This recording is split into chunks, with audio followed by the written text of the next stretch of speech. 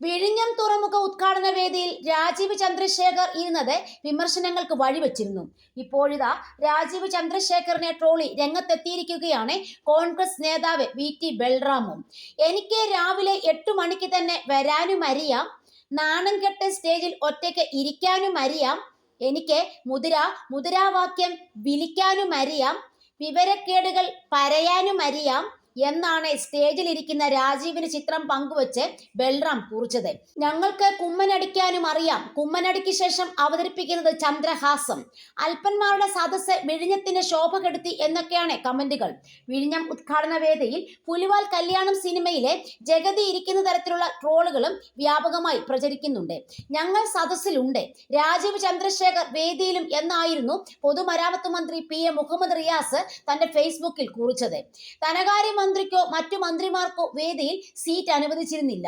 രാജീവ് ചന്ദ്രശേഖറിന് മാത്രമാണ് വേദിയിൽ സീറ്റ് അനുവദിച്ചത്.